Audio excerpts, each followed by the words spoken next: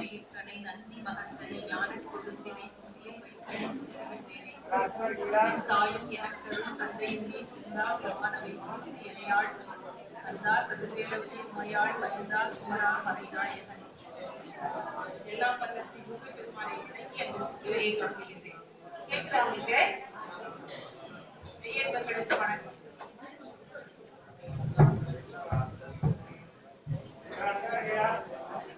முருகப்பெருமானுக்கும் தைப்பூசத்துக்கும் என்ன தொடர்பு?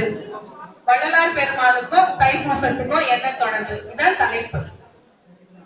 நம் தமிழ் கடவுளாகிய முருகப்பெருமானுக்கு உகந்த நாட்களாக ஐப்பசியில் சஷ்டியும் கார்த்திகையில் திருக்கார்த்திகையும் தை மாதத்தில் தைப்பூசமும் சிறப்பித்து கூறப்படுகிறது. தைப்பூசம்னா என்ன? ஏன் நம்ம முருகனை சிறப்பா வழிபடுறோம்? குரு பார்க்க கோடி நன்மைன்னு சொல்லுவாங்க. அதனாலதான் நம்ம குருவை வணங்குவோம். இந்த வானத்து கோளாகிய குரு பகவான் முருகனுடைய அருட்பார்வை தன் மீது விழ வேண்டும் என்று முருகனை பூஜித்தார். அப்படி பூஜித்த தலம் திருச்செந்தூர். அது குருஸ்தலம். குருபலம் என்ற மயில்வாகனனுக்கு அதனாலதான் பேர்.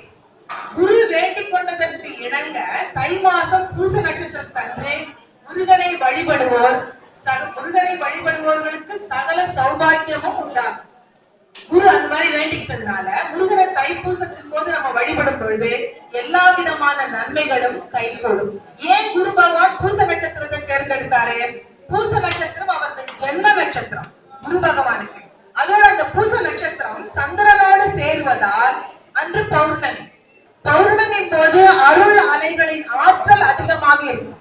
அதனாலதான் தைப்பூசத்தன்று, அதனாலதான் அந்த தைப்பூசம் அந்த பௌர்ணமி அப்படிங்கிற ஒரு சிறப்பு இருக்கிறதுனாலதான் பக்தர்களுக்கு ஏற்றத்தையும் மாற்றத்தையும் அந்த நாள் கொடுக்கும். அதனாலதான் நம்ம முருகப்பெருமான சிறப்பாக தைப்பூசத்தன்று வழிபடுகிறோம். இப்போ வள்ளலாருக்கும் தைப்பூசத்துக்கும் என்ன தொடர்பு? வள்ளலார் பெருமான் ஜோதியோடு இரண்டர கலந்த நாள் தைப்பூசம். வள்ளலார் பெருமான் தன் அகத்தை எண்ணியபடி வடலூர்ல அவர் விரும்பிய வண்ணமாக அமைக்கப்பட்ட நிர்மாணிக்கப்பட்ட ஒளி திருக்கோயில் தான். ஒளி திருக்கோயில்ல 7 திரைகளை நீக்கி ஜோதி தரிசனம் காட்டப்படும்.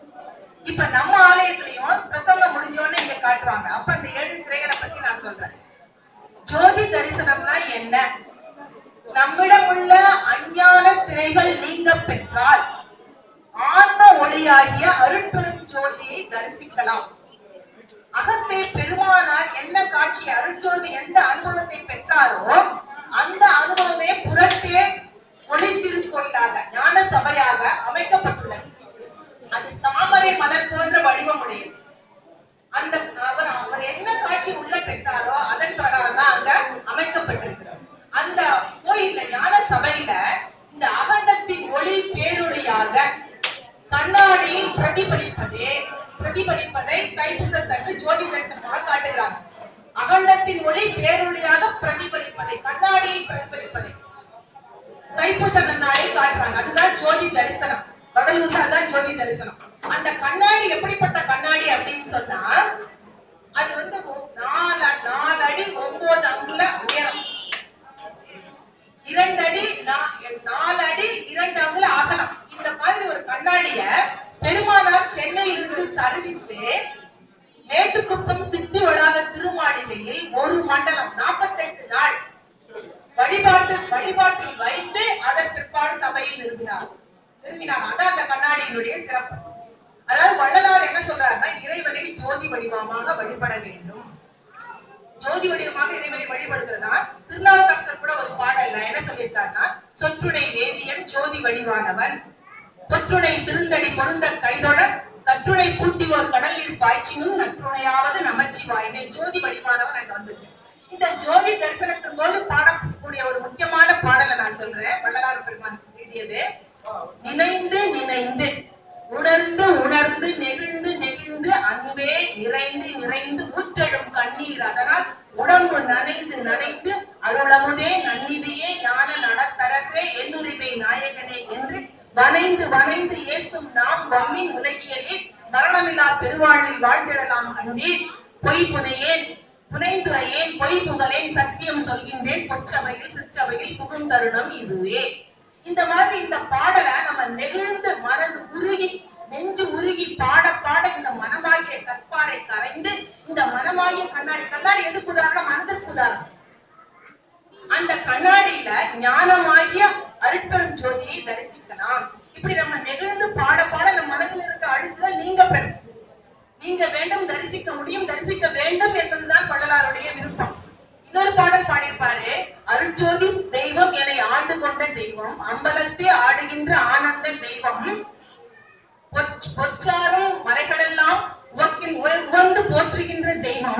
போதாந்த தெய்வம் உயர் நாதாந்த தெய்வம் இருள் நீக்கி ஒளி ஈந்தருளும் தெய்வம் எண்ணியனால் எண்ணியவாறு எனக்கருளும் தெய்வம் திருப்பாடல் உவந்தனை சிவமாக்கும் தெய்வம் சிற்றபையில் விளங்குகின்ற தெய்வம் அதே தெய்வம் என்று அவருடைய இறை அனுபவத்தை பாடலாக பாடியிருக்கார். இறை அனுபவத்தை பாடலாக பாடி நன்றி உணர்வை வெளிப்படுத்தியிருக்கார். சாதாரண வள்ளலார் பெருமாள் என்ன எப்பவுமே ஞானிகள் வந்து ஒரு பெரிய இடத்தை தேர்ந்தெடுக்க மாட்டாங்க. அந்த வடலூர்ல ஒரு ஓரமா ஒரு சாதாரணமான ஒரு இடத்துல மேட்டுக்குப்பத்துல சித்தி வளாகம் அப்படிங்கிறது சித்தி வளாக திருமாளிகையில தான் எப்பவுமே வழிபாடு ஜபம் தியானம் யோகம் எல்லாம் செய்வது வழக்கம். இப்படி அவங்க எப்பவுமே செஞ்சுட்டு வரும்போதுதான் ஆக்சுவலா வந்து 1872ஆம் ஆண்டு ஜோதி தரிசனம் முதல்ல காட்டப்பட்டது வள்ளலார் இருக்கும்போது. 1874ஆம் ஆண்டு ஜனவரி மாதம் 30ஆம் நாள் தை 19வது நாள் தை திங்கள் 19வது நாள் என்ன பண்ணாரு, வழிபாடு முடிஞ்ச உடனே சித்தி வளாக கூடத்திற்கு வந்து அங்க இருக்க அன்பர்களுக்கு உபதேசம் செஞ்சாரா வள்ளலார் பெருமாள். என்ன செஞ்சாருன்னு கேட்டா, இறைவனை ஜோதி வடிவாக வழிபடுங்கள், சமரச சுத்த சன்மார்க்க நெறியை பின்பற்றி வாழுங்கள், ஆன்மநேய ஒருமைப்பாட்டு உணர்வுடன் வாழுங்கள் இப்படின்னு உபதேசம் பண்ணிட்டு வள்ளலார் என்ன சொல்றாருன்னு சொன்னா, அந்த அறைக்குள்ள சென்று தான் தன் உடம்பை மறைத்துக் கொள்ள போவதாகவும் யாராவது அந்த அறையை திறந்து பார்க்க நேரிட்டால் அங்கு வந்து அவர் காணப்பட மாட்டார் என்றும் அந்த மாளிகை அந்த திரு மாளிகை வெறும் வீடாகத்தான் காட்சி அளிக்கும் என்று சொல்லி அந்த மாளிகைக்குள் சென்று திருக்கதவை தாழ்த்துக் கொண்ட கொஞ்ச நேரத்துல அசரீரியாக அவரது திருவருட்பா பாடல் பெருமானாரின் குரலில் ஒலித்ததாம். மக்கள் எல்லாரும் அவர் சொன்ன அருட்பெரும் ஜோதி தனிப்பெரும் கருணை அருட்பெரும் ஜோதி என்ற மகா மந்திரத்தை உறக்க உச்சரித்தாங்களாம். அப்ப அந்த மாதிரி அந்த நாள் அந்த 19ஆம் நாள் ஜனவரி 30 19ஆம் நாள் இறைவன் அந்த தைப்பூச தினம் அன்றைக்கு தைப்பூச தினம் 1872ல ஆரம்பிச்சாரு ஜோதி தரிசனம் காட்டப்பட்டது. அப்படி வருஷம் இன்னமும் தொடர்ந்து கொண்டே வருகிறது. ஐயாவுக்கு என்ன சொல்லியிருக்காங்க அப்படின்னு கேட்டா, ஜோதி வழிபாடு சிறந்தது. ஏன்னா உருவமும் இல்லாமல் அருவமும் இல்லாமல் ஜோதி வழிபாட்டை சொல்லியிருக்காங்க. ஐயா சொன்ன பாடல்கள் ஒன்னொன்னையும் நீங்க படிச்சீங்கனாலே, ஐயா வந்து தமிழ்ல பண்ணி PhD படிச்சாங்க இல்ல, இறைவனுடைய அருள் பிறக்கும் போதே, அதாவது கருவிலேயே திருன்னு சொல்லுவாங்க. அதாவது எப்படி வாழணும், எந்த மாதிரி ஒரு சிந்துகள், எதுக்கு இறைவனை வழிபடுறது, இறைவனை சிந்திக்க சிந்திக்க நமது உள்ளம் தெளிவு பெறும். அதுக்காக தான் இறைவனை நாம் வணங்குறோம். இறைவனை வணங்கும் பொழுது நல்ல குணங்கள் வளர்க்கிறோம். நம்மளே நம்ம தற்சோதனை செஞ்சு நம்ம கிட்ட என்ன குணம் இருக்கு, என்ன குணம் இல்லை, எதை நம்ம சேர்த்துக்கணும் அப்படின்னு நம்ம சிந்திப்போம். இறைவனை வணங்குறமே தப்பு செய்யலாமா, இறைவனை வணங்க அந்த தெளிவு வரும்.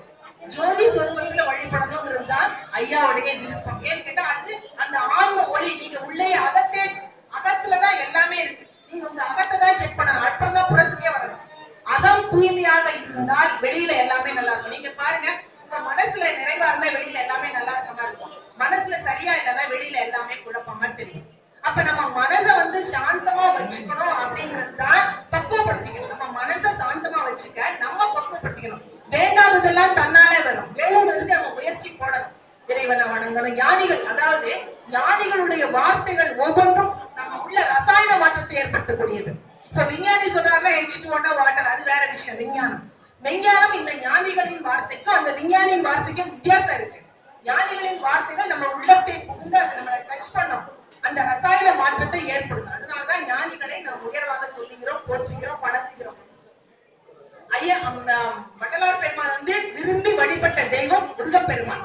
இப்ப முருகப்பெருமான்ல அவர் பாடின முருகப்பெருமானுக்கு அவர் பாடின ஒரு சில பாடல்களை நான் சொல்றேன். நீங்க அதாவது அந்த அத்தனை பாடல்களையும் நாம் பிரார்த்தனையாக ஏற்று நம்ம முருகப்பெருமானிட வழிபடணும். ஒருமை, அது இது எல்லாருக்கும் தெரிஞ்ச பாட்டு. ஒருமையுடன் எனது திரு மலரடி நினைக்கின்ற முத்தமர்தம் உறவு வேண்டும், உள்ளொன்று வைத்து புறமொன்று பேசுவார் உறவு கலவாமை வேண்டும், பெருமை பெரு நினது புகழ் பேசவே வேண்டும், பொய்மை பேசாதிருக்க வேண்டும், பெருநெறி பிடி தொழுக வேண்டும், மதமான பேய் புரியாதிருக்க வேண்டும், மருவ பெண் ஆசையை மறக்கவே வேண்டும், உரை மறவாதிருக்க வேண்டும். இறைவனே வேண்டிக்கிறார் பாருங்க, உரை மறவாதிருக்க. அவர் இல்ல, அவர் நமக்காக சொல்லப்பட்டது. உன்னை மறவாதிருக்க வேண்டும், மதி வேண்டும், எனது கருணை நிதி வேண்டும், நோயற்ற வாழ்வில் நான் வாழ வேண்டும், தர்மம் இது சென்னையில் கண்ட கோட்ட துள்வளர் தலமோந்து கண்ட வேடே, தன்முக துய்யமணி உண்முக சைவமணி சண்முக தெய்வமணியே, நீ என்று நான் ஒருவரிடம் நின்று கேளாத நிலை. நான் போய் ஆக்கி போய் எனக்கு தானு நான் கேட்கக்கூடாது.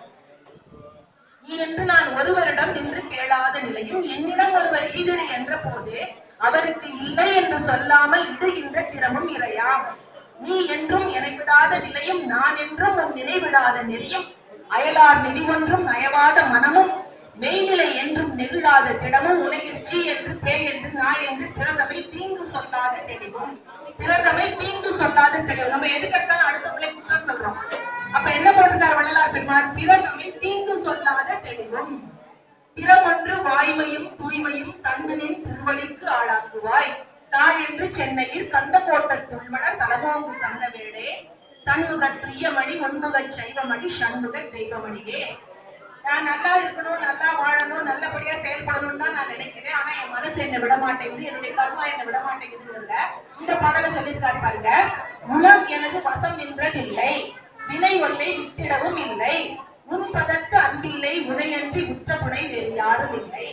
இளையவனுக்கு அருள வேண்டும் என்று உன்பால் இசைக்கின்ற பேரும் இல்லை, ஏழை அவனுக்கு அருள்வது ஏனென்று எதிரின்று இயம்புகின்றோரும் இல்லை. வளமரு உனது திருவருள் குறைவதில்லை, மேல் மற்றொரு வழக்கும் இல்லை, வந்து இறப்போர்களுக்கு இலை என்பதில்லை. நீ வன்மன தவணுமில்லை, தளவிலா சென்னையில் கந்த கோட்டத்து உள்வளர் தலமோங்கு கண்ட வேளே, தன்முக துய்யமணி உன்முக சைவமணி சண்முக தெய்வமணியே. உங்களுக்கு புரிஞ்சிருக்குன்னு நினைக்கிறேன். எனக்கு நான் நினைக்கிறேன், உன்னோட உண்மையான அன்பு எனக்கு இல்ல, ஆனா உன்னை என்று எனக்கு உற்ற துணை யாரும் இல்ல. நீ உனக்கு அருள் நிறைய இருக்கு, நீ அருள் புரிஞ்சா உன்னை ஏன் அருள் புரிஞ்சான்னு கேட்கறதுக்கு யாரும் இல்லைன்னு முருகப்பெருமான் சொல்றாரு. நீ அருள் புரிஞ்சினா ஏப்ப அவங்களுக்கு அருள் புரிஞ்சு யாரும் கேட்க மாட்டாங்க. நீ அருள் நிறைய வச்சிருக்க, நீ வந்து வன்மையான மனதை உடையவன், வன்மன தவறும் இல்லை, நீ வன்மையான மனம் உடையவன் இல்ல, அதனால உன் அருளை தந்துரு அப்படின்னு சொல்லி அப்படின்னு சொல்ற பாடல் இது. அப்போ இறைவனுடைய அருள் பெற்றவங்களுக்கு என்னெல்லாம் இருக்குங்கிறத இன்னொரு பாடல சொல்லியிருக்காரு. இதெல்லாம் எனக்கு பிடிச்சு நான் விரும்பி படிக்கக்கூடிய பாடல், அதனால இது வந்து மனசுல நெற்றுவாயிரத இப்ப நான் உங்களுக்கு சொல்றேன்.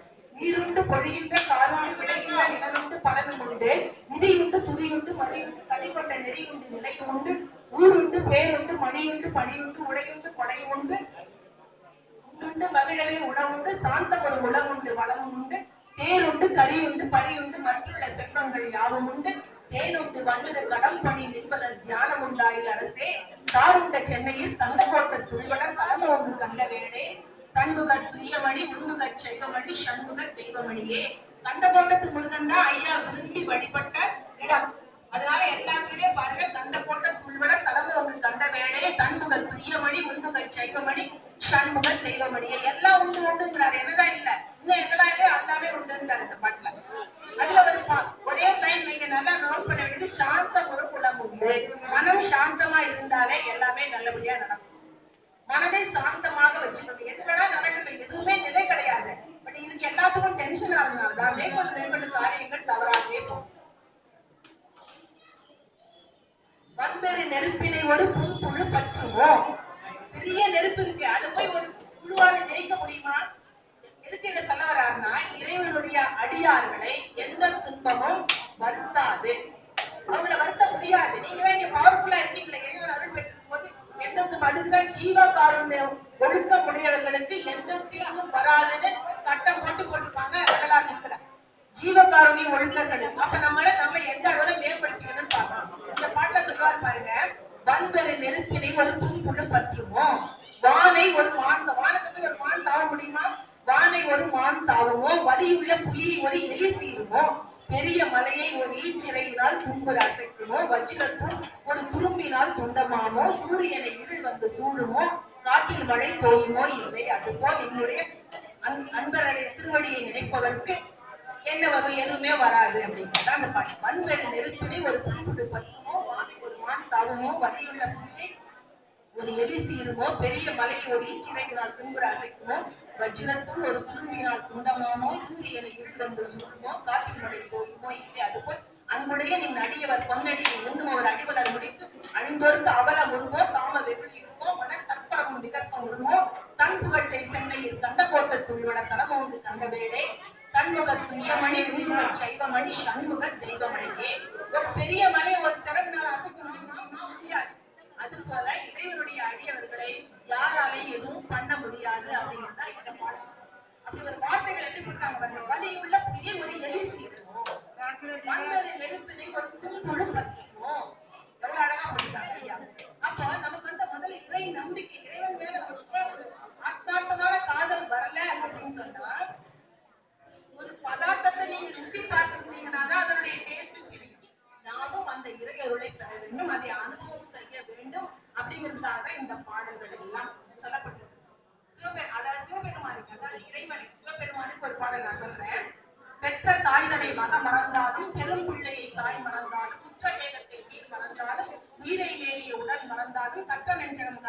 மறந்தாலும் கண்கள் நினைப்பது மறந்தாலும் நற்தவத்தவர் உள்ளிருந்தோடும் நமச்சிவாயத்தை நான் மறவேனே.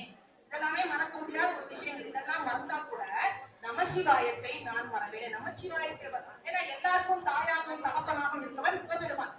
அப்ப அவங்க மறக்காம இருக்கும் பொழுதே எல்லாவித நலம் எப்பவுமே அந்த வாழ்க்கையில நீங்க நினைச்சுக்கலாம். நம்மளுக்கு ரத்த ஓட்டம், சுவாசம், நாடி, நரம்பு எல்லாத்துலயுமே அந்த பக்தி ததும்ப நம்ம வாழணும். அதுக்காக உட்கார்ந்து மணிலிருந்து சாமியே கூப்பிட்டு இருக்கணும் அர்த்தம் இல்லை. ஒவ்வொரு செயல் செய்யும் பொழுது ஒவ்வொன்றுலையும் அந்த இறைவனை முன்னிறுத்து இறைவனுடைய அந்த நினைப்பை நாம் பட்டத்தடிகள் சொல்லுவாங்க.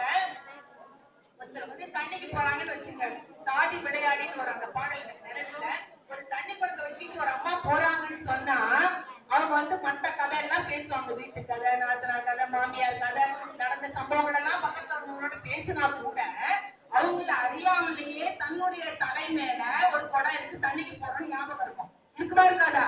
இருக்கும். அப்ப அந்த மாதிரி இறைவன்கிற எண்ணம் நம்ம உடம்புல ஊறி போயிருக்கணும். அது வந்து பட்டத்தடிகள் அந்த பாடல்ல சொல்லியிருப்பாங்க. அதாவது தண்ணி படுத்து அவங்க அறியாமலே அந்த நினைப்பு இருக்க மாதிரி எந்த செயல் செய்யும்போது. ஏன்னு கேட்டா பட்டை எவ்வளவு வேணாலும் உயரத்துல பறக்கலாம். கேட்டுக்கோங்க, பிடி யார் கையில இருக்கு? இறைவன் கையில தான் இருக்கு. நம்ம எவ்வளவு கர்மாக்கள் செஞ்சிருக்கோம், அதெல்லாம் மறைக்கப்பட்டிருக்கு. ஏன் மறைக்கப்பட்டிருக்குன்னா இப்ப கொஞ்ச நாளைக்கு முன்னாடி நடந்த வேண்டாத சம்பவத்தை நம்மளால மறந்து செயல்பட முடியல. இந்த கர்ம வினையெல்லாம் நமக்கு ஞாபகம் இருந்துச்சுன்னா வாழ்க்கையை வாழவே முடியாது.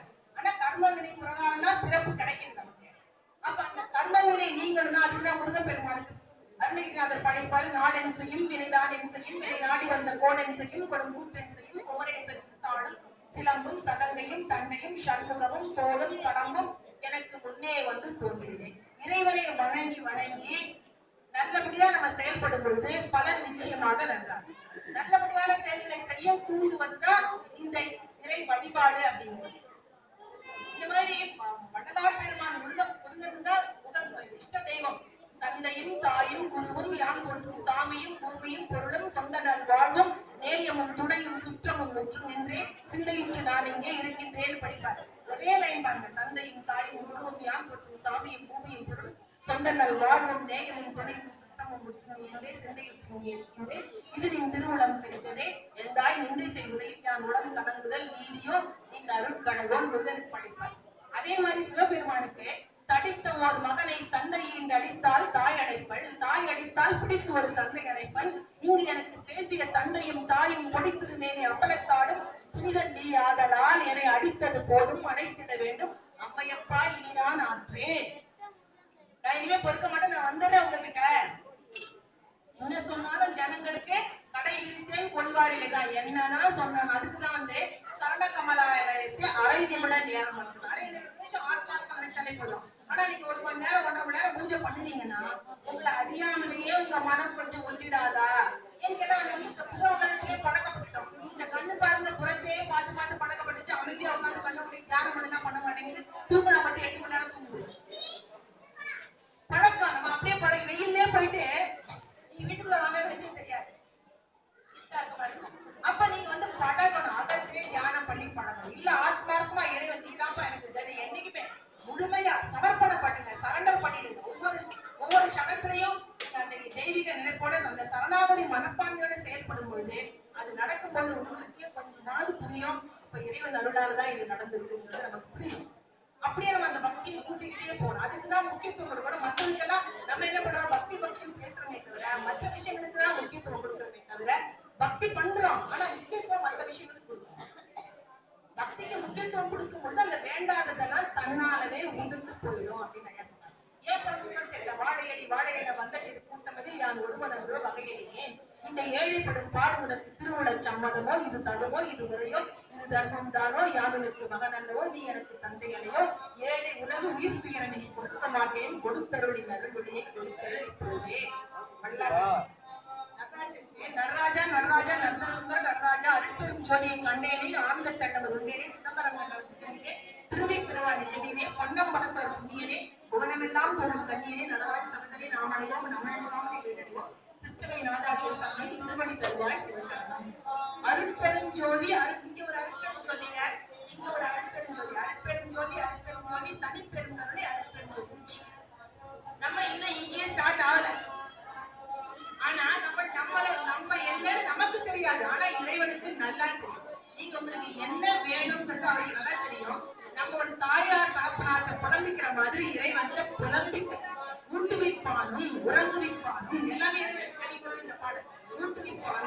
ஊக்குவிப்பானும், இங்கு ஒன்றோடு ஒன்றை ஊக்குவிப்பானும், உயர்ந்துவிப்பானும். நம்ம சொல்ல முயற்சி செய்யறோம். இது செய்ய வைக்கிறது யாரே? இறைவன் தான். உயர்ந்துவிப்பானும், உயர்ந்தவனை காட்டுவிப்பானும், இருவினை பாசக்கைத்தின் வழி ஆட்டுவிப்பானும், ஒருவனுடைய தில்லையம்பலத்தே நன்னாரில் கூட்டிய சூத்திரப்பாவை நன்னார் தப்பினால் தன்னாலும் ஆடி செலுத்துவோமோ இந்த அத்தன்மையை போல் முன்னாளியான முடிவதல்லால் மற்றும் பிரிந்து எந்நாளினி ஆவதுண்டோ இறைவா கட்சி ஏகமணி பட்டியத்தடிகளில் இருக்கிற அந்த ஒரு வாசகமே என்னத்தை காட்டுதே? நீ கடைகளுக்கு போகும்போது காதர்ந்து ஊசி கூட என்னோட வராது. என்ன அர்த்தம்? வெளி வாழ்க்கைக்கு ரொம்ப முக்கியத்துவம் கொடுக்க வேண்டான, அது நிலையற்றதுதான். நிலையான பொருள், இன்பம் தரும் பொருள், உண்மையான இன்பம். இப்ப நம்ம இன்பம் நினைச்சிட்டு இருக்கிறது பின்னாடி எல்லாம் துன்பம் இருக்கிறது நமக்கு தெரியும். உண்மையான இன்பம் இறைவன் தான். அப்படியே நம்ம பறந்து போனா நம்மளை நாம் தகுதிப்படுத்திக் கொள்ள வேண்டும். இறைவன் அருளால் நம்மை நாம் தகுதிப்படுத்திக் கொள்வதற்காகவே பிறப்பு.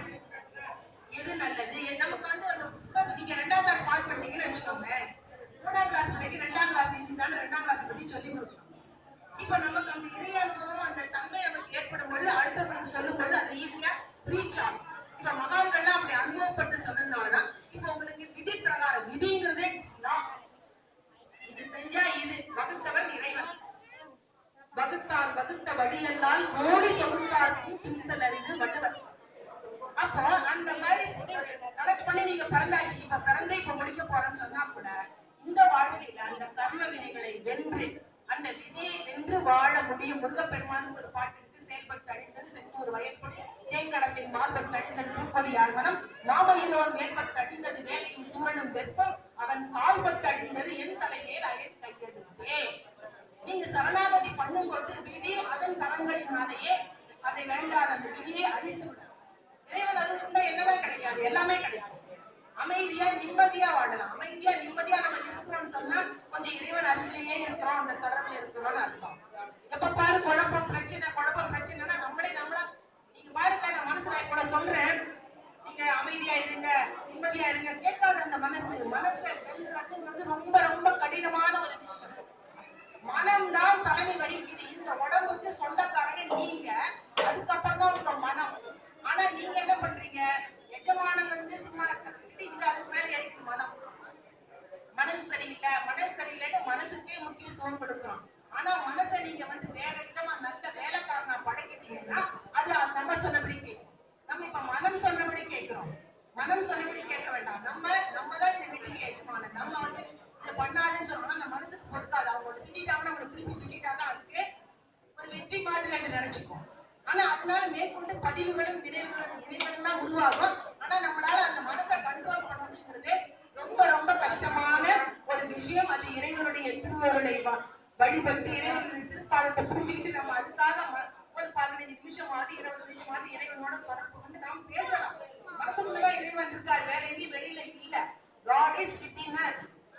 Don't roam here and there. இது எதுக்கு கோயில்கள்ல அமைக்கப்பட்டிருக்குன்னா ஃபுல்லா இறை சிந்தனை. வீட்டுக்கு வெளியே வந்தாலும் எனக்கு இறைவனுடைய சிந்தனையோட இருக்க முடியும், அதுக்காக அமைக்கப்பட்டிருக்கு. எந்தெந்த விதத்துல ஒரு மரத்தை பார்த்தாலும் பாருங்க, ஒரு பூமி எடுத்துக்காங்க, எவ்வளவு அள்ளி கொடுக்குது, காய் கனி பூ பழம், எவ்வளவு. இந்த பிரபஞ்சத்துல என்ன வளம் இல்லை, எல்லாமே கொடுக்கப்பட்டிருக்கு. நம்ம அதை பயன்படுத்த தெரியாமல் பயன்படுத்தி வாடுவதனால்தான் பிரச்சனைகளே. நமக்கு நாம் தான் பிரச்சனை, அடுத்தவங்க பிரச்சனை கிடையாது. ஆனா நம்ம என்ன நினைக்கிறோம்? அடுத்தவங்க தான் பிரச்சனைன்னு நம்ம நினைக்கிறோம். அப்படி இல்லை. நாம் நம்மை தெளிவுபடுத்திய நிலையில் நாம் செயல்படும் பொழுது பிரச்சனைகள் அவ்வளவா இருக்காது. அந்த தெளிவு நிலை பெறுவதற்காக தான் இறைவன் திருவடியை நம்ம இறுக்கமா பிடிச்சுக்கோங்க. சிக்கன பிடித்தேன் அம்மையே அப்பா ஒப்பிலாமணியே அன்பினில் விளைந்த ஆறாமதே பொய்மையை பெருக்கி பொழுதினை சுருக்கும் புழுத்தலை புலையினன் தனக்கு செம்மையாய சிவபதம் அளித்த செல்வமே சிவபெருமானே இம்மையை உன்னை சிக்கன பிடித்தேன் எங்கு எழுந்தருளுவது இனிய மணிவாசக பெருமான். மணிவாசக பெருமானுக்கும் ஸ்தூலம்னா இந்த உடம்பு மறைஞ்சிட்டாரு. அதே மாதிரி வள்ளலார் பெருமாள் புத்திரக சித்தின்றாங்க. அந்த திருக்காப்பிட்டு கொண்ட அறையில் இருக்க வடலூர்ல பாத்தீங்கன்னா பெருமானார் திருக்காப்பிட்டு கொண்ட அறையில் இருக்கும். அதுக்குள்ள போய் தான் ஜோதியோட 2 கலந்தவர். அந்த தினம் தைப்பூச தினம். அதனாலதான் நம்ம அந்த தைப்பூச தினத்தை வள்ளலார நம்ம வழிபடுறோம். வள்ளலார வழிபடுவதோடு வள்ளலார் சொன்ன எல்லா கருத்தையுமே நமக்கு பின்பற்ற முடியல, கஷ்டமா இருக்குனால ஒன்னொன்னா செஞ்சு பார்த்தாங்க. அதாவது மனதை அடக்குதல் அப்படிங்கிறது கபீர்தாசர்ங்கிறது பெரிய ஞானி கபீர்தாசர். அவர் என்ன சொல்றாருன்னு கேட்டீங்கன்னா, ஒற்ற அருவியில இருந்து தண்ணியை ஒரு ஸ்பூன்ல பிடிக்கணும். பிடிக்க முடியுமா? மனதை கட்டுப்படுத்துதல்ங்கிறது அந்த அளவுக்கு ஒரு கஷ்டம். அது அப்படியே பறந்து விட்டு கொட்டி போச்சுன்னு வச்சுக்கோங்க, சேர்த்து திரட்டி அள்ளணுமா? அள்ள முடியுமா? முடியாது, ரொம்ப கஷ்டம்.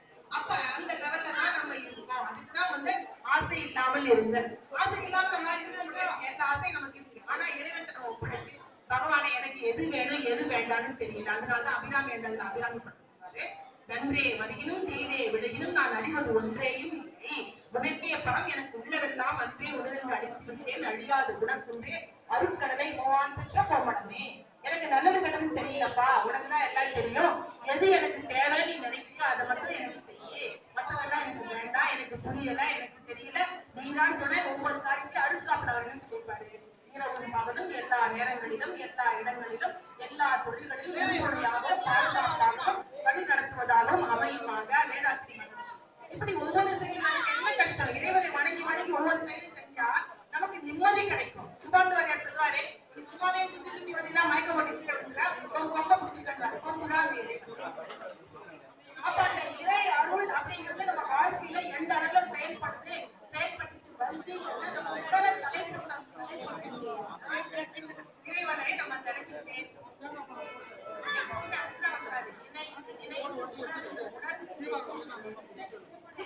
கண்ணீர் அதனால் உடம்பு நனைந்து நனைந்து கண்ணீர் வந்த கண்ணீர் வந்த ஓதுவாதமை நன்னறி கேட்பது வேதம் நான்கிலும் மெய்ப்பொருளாவது நாதன் நாமம் நமச்சிவாயமே.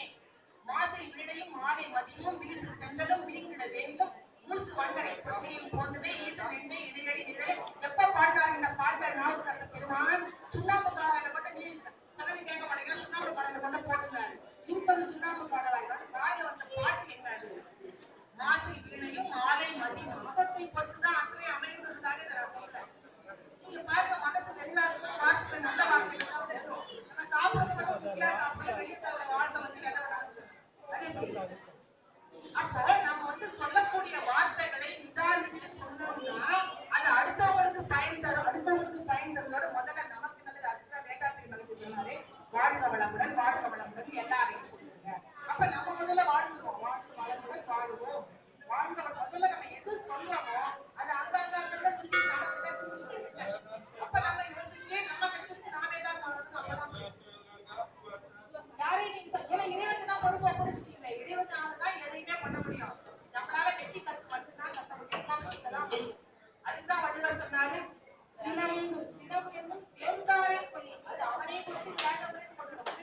சினம் வந்து கடகடான்னு சொன்னாரு, கடகடன்னு ஒரு நெருப்பு எடுத்து அடுத்தவங்க மேல எரியும் போது முதல்ல உள்ள சுட்டுட்டாயே அவனை சுட்டுன்னு சொன்னாரு. ஆனா நமக்கு எல்லாமே புரிஞ்சாலும் தெரிஞ்சாலும் செயல்படுத்துவதில் மிக சிரமமாக இருக்கு. நான் கூட பேசுறேன், கோபமே படாம என்ன யார் யாருடைய பண்ணா 10 தடவை கோபப்படுத்துறதுல ஒரு 4 தடவை குறைச்சாங்க. இப்படி கொஞ்சம் கொஞ்சமா குறைச்சிக்கிட்டு நம்மை நாம் திருத்திக் கொள்வதே ஆன்மீகம். அடுத்தவங்களை திருத்தல விட்டுருங்க. எனவே நம்மளை திருத்திக்க முடியலையே, ஒரு 2 மாசம் கோபமே படாம இருக்க. கோபம் வரும்போது இறைவன் எனக்கு கோபம் வருது, பகவானே நான் இப்ப கோபப்படாம இருக்க, உனக்காக கோபப்படாம இருக்கேன்னு சொல்லி நீங்க ட்ரை பண்ணி பார்க்கலாம். ஏன்னா கோபப்பட்டா நம்மளுக்கு எட்டு அடுத்தவங்களுக்கு எடுத்தல் அதுதான் நடக்கும். அதுக்குதான் கோபம் வந்து ஒரு கொழுந்து விட்டு நெருப்பு தான். கோபப்படும்போது நம்ம அந்த இடத்த விட்டு வெளியே போயிடுறோம். ஆனா நமக்கு என்ன சொல்ல மனசு, திருப்பி அங்க சொல்லாம அந்த இடத்தை விட்டு நகரக்கூடாதுன்னு தான் மனசு சொல்ல. மனம் ஒரு குரங்கு, அதெல்லாம் ஒருத்தர் பிரசங்கம் பண்ணாரு. அவர் குறைஞ்சு பக்கத்துல உட்கார்ந்து இருந்துச்சான்.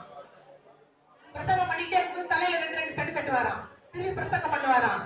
அங்க இருக்கவங்க சொன்னாங்க, ஐயோ பாவமே இந்த குரங்கு ஏங்க சும்மா சும்மா அடிக்கிறீங்க. அப்படியா, சரி இருங்க பாக்கலாம்னா. குரங்கு முதல்ல பேசாம இருந்தோம்னா வந்து மடியில உட்காந்துச்சு, அப்புறம் மேல உட்காந்துச்சு, அப்புறம் தலையில உட்காந்துச்சு. அப்படிதான் மனசு. அதுதான் மனம் ஒரு குரங்கு. மனசுக்கு நீங்க இடமே கொடுத்தீங்கன்னா அது நல்லா உட்காந்துட்டு நல்லா ஆட்டம் போடும். நம்ம என்னமோ அது நல்லது பண்ற மாதிரி பிரச்சனை உருவாக்குறதே அதுதான். அப்புறம் பிரச்சனையை சொல்யூஷன் கொடுக்குற மாதிரி வேலை பண்ணோம். பண்ணி நம்ம என்ன பண்றோம், வினை பதிவுகளை ஏற்படுத்தி கொண்டே போயிடும். வினை விதைத்தவன் வினை எடுப்பான், வினை விதைத்தவன் வினை எடுப்பான். தயவு செய்து மற்றவங்க மேல கோபப்படுறத குறைச்சு நம்ம எப்படி திருத்திக்கலாம்னு பார்க்கும் பொழுதுதான் நமக்கு நல்ல வாழ்க்கை ஆரம்பமாகும். எதுவுமே நடக்காதது முடியாதது அப்படின்னு கிடையாது. நம்ம செஞ்சது நம்ம அனுபவிச்சுதான் ஆகணும்னு இருந்தால் கூட நம்ம அதை உணர்ந்து, சாரதா தேவி அம்மையார் சொல்லுவாங்க, ராமகிருஷ்ண பரமஹம்சர் மனைவி, உனக்கு வந்து ஒரு காலே போகணும்னு ஒரு கர்ம வினை சொன்னா லேசா ஒரு நகத்துலதான் அடிபடுமா. நீங்க ஒரு நல்ல தன்மைக்கு வரும் பொழுது அதனுடைய ஒரு சின்ன அடி பரவாயில்லையே, கீழே விழுந்தா கூட எனக்கு வலிக்காதுன்னு நம்ம விழுந்துடலாமே. சுகிசோமையா சொல்லுவாரு, 500 ரூபாய் தான், 500 ரூபாய் காயின் எவ்வளவு வெயிட்டா இருக்கும், ஆனா 500 ரூபாய் தாள் வெயிட்டே இருக்காது. 500 தான் மதிப்பு. நீங்க பிறந்திருக்கீங்க, ஆனா அந்த கர்ம வினைகளோடவே நீங்க நிம்மதியா வாழ முடியும். நமக்கு வேண்டியதான் நிம்மதி. எத்தனையோ காடு பங்களா நிம்மதி இருக்கான்னு கேட்டா இல்லைன்னு சொல்லுவாங்க. நீங்க கார்ல போவீங்க, ஆனா மனசு வந்து நல்லா இருக்கான்னு நமக்கு சொல்ல தெரியாது. அதெல்லாம் பிசிக்கல் கம்ஃபர்ட்டை கொடுக்கும். இன்னர் கம்ஃபர்ட் வந்து நம்மளுடைய அன்பு, அந்த தூய்மையான மெய்ய அன்பு நம்ம உள்ளத்துல மலரணும். அதுக்குதான் தெய்வீகம். அது உள்ளத்துல மலர்ந்துட்டா நம்ம மொத்தமா சுவாசம் எப்படி விடாம போயிட்டு வந்துட்டு இருக்கோம், நம்மளே அன்புங்கிற நிலையில இருக்கும். அப்ப உங்களுக்கு ஆட்டோமேட்டிக் ஃப்ளோ என்ன போகும், அன்புதான் போயிட்டே இருக்கும். அடுத்தவங்க என்ன போகும், அன்புதான் போகும். அவங்க இதை செய்யல அதை செய்யலைங்கிற பேச்சே வராது. ஏன்னா இவர் ஆல்ரெடி ஃபில்ட். நீங்க அன்புல நிறைக்கப்பட்டவங்களா இருக்கீங்க. உங்க வாயில இருந்து நல்ல வார்த்தை தாங்க வரும். நீங்க நல்லது மட்டும் தான் பண்ணுவீங்க, மத்தவங்க என்ன வேணா பண்ணிட்டு போறாங்க. அப்படி ஒரு தீர்மானம் எடுத்துட்டு செயல்பட்டோம்னா நிச்சயமா நம்மளுடைய இந்த பிறப்பை ஒரு நல்ல விதமா இறைவனுக்கு பிடித்த மாதிரி இறைவன் விருப்பப்படி நம்ம வாழணுங்கிற பிரார்த்தனை வச்சாலே போதும். வேண்டத்தக்கது அறிவோயி வேண்ட முழுதும் தருவோயி மணிவாசன் ஈஸ்வரன். அதனால அவருக்கு தெரியும் நம்ம யாரு. ஆனா நம்மளோட மனசு அந்த அளவுக்கு மனசு வந்து புலிட்டாய் போயிடுச்சு. எல்லாருமே குழந்தையில நிர்மலமா தான் இருந்தோம். அப்புறமா தான் நிலைகள் எல்லாம் நாங்க சேர்த்து எப்படி பிறந்திருக்கோமோ அப்படி செயல்பட ஆரம்பிச்சு பொலிட்டாய் போயிட்டோம். இப்ப வந்து அந்த பொல்யூஷன் வந்து நம்ம குறைஞ்சிக்கிட்டே வந்து பழைய நிலை நிர்மலமான நிலைக்கு நம்ம போகணும். அப்ப என்ன பண்ணணும், நம்ம ஒரு நினைச்சு எது செஞ்சாலும் ஒரு இடத்துல நமக்கு தெரியும், ஒரு நல்ல செயலை செய்யும் போது மனசு வந்து நிறைவா இருக்கும். ஒரு மாடு கூட போதும் வச்சுக்கோங்களேன், ஒரு 4 வாழைப்பழத்தை 2 வாழைப்பழத்தை கொடுங்களேன். இது வந்து நம்ம எல்லாத்தையும் முடிச்சுட்டு நம்ம வந்து ஏதாவது ஒரு நல்ல காரியம் செய்யணும்னா முடியாது. கடல் அலை எப்போ ஓடுது, நம்ம எப்ப நல்லது செய்யுது. எந்தெந்த சந்தர்ப்பத்துல ஒரு மாட்டுக்கு 2 வாழைப்பழம் கொடுத்து அது கண்ணை பாருங்க, அது எவ்வளவு ஆசையோட நம்மளை பார்க்கணும்னு. ஒரு நாயாகட்டும் ஒரு பிஸ்கட் பண்ணணும், சின்ன சின்ன விஷயங்களா ஒரு கோயிலுக்கு ஒரு தீப்பெட்டி வாங்கி கொடுக்கலாம், எண்ணெய் வாங்கி கொடுக்கலாம், எத்தனையோ நல்ல விஷயங்கள் நம்ம செய்யலாம். எல்லாத்த காட்டும் மேல எல்லாரும் நல்லா இருக்கணும்னு எப்பவுமே நம்ம நினைச்சுக்கிட்டே இருந்தோம்னாலே அதுக்கு எந்த விதமான செலவுமே தேவை கிடையாது. எண்ணத்தை போடணும், எண்ணம் தான் எண்ணம் போல் வாழ்வுன்னு சொல்லிட்டாங்க. குறை நமக்கு தெரிஞ்சு அது நம்ம ஜீரணிக்க முடியாம அடுத்தவங்க மேல காட்டும். அது ஜீரணிக்க முடியல. இப்ப நம்ம சாப்பிட்ட உணவு ஜீரணிக்கலன்னா யாருக்கு வைக்கும், நமக்கு தான் வைக்கும், அடுத்தவங்களுக்கு வலிக்கும். நம்ம கோவப்பட்டோம்னாலும் அடுத்தவங்களை திட்டம்னாலும் பண்ணணும்னாலும் நமக்கு இன்னும் அந்த நேரத்துக்கு ஒரு விளைவு மாதிரி தெரியலாமே தவிர அது பின்னாடி பாதி ஒரு சண்டையோ ஒரு பிரச்சனையோ வந்தா நம்ம அதுல இருந்து நீங்க விடுபடுறதுக்கு ரொம்ப டைம் ஆகும். ஆனா விடுபடுத்த ஆவீங்க, 1 நாள் ஆகும் 2 நாள் ஆகும். அதை முதலே புத்தாத்தமா உணர்ந்து நம்ம மனசை கொஞ்சம் படைக்கணும்னா நமக்கும் நல்லது, அடுத்தவங்களுக்கும் நல்லது. வள்ளல் மலரடி வாழ்க வாழ்க. வள்ளல் படி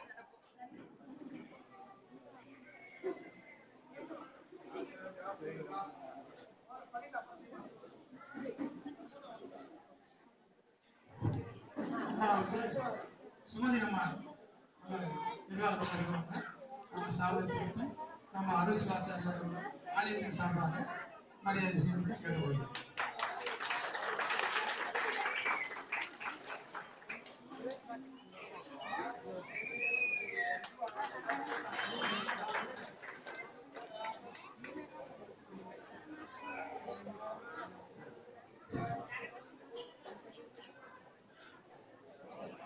அதே மாதிரி 500 ரூபாய் நன்கொடை அன்னதானத்துக்கு வழங்க நம்ம வந்து நம்ம மண்டபத்தில் அவங்களுக்கு வந்து பிரசாதம் போடுறதுக்காக அப்படி பண்ணிருக்கோம். ஆலயத்துல 500 ரூபாய் கொடுத்தவங்க தயவு செய்து மண்டபத்துல ரசீது காட்டி பிரசாதம் பெற்றுக்கொண்டு பண்ணி கேட்டுக்கிறோம். ஆனா பிரசாதம் தான் கொடுத்தாங்கன்னா சாப்பிட கூடாதுன்னு இல்லை, நீங்க சாப்பிடுங்க. சாப்பிட்டு பணத்தை கட்டணும் 500 ரூபாய் மண்டபத்துல உங்களுக்கு பிரசாதம்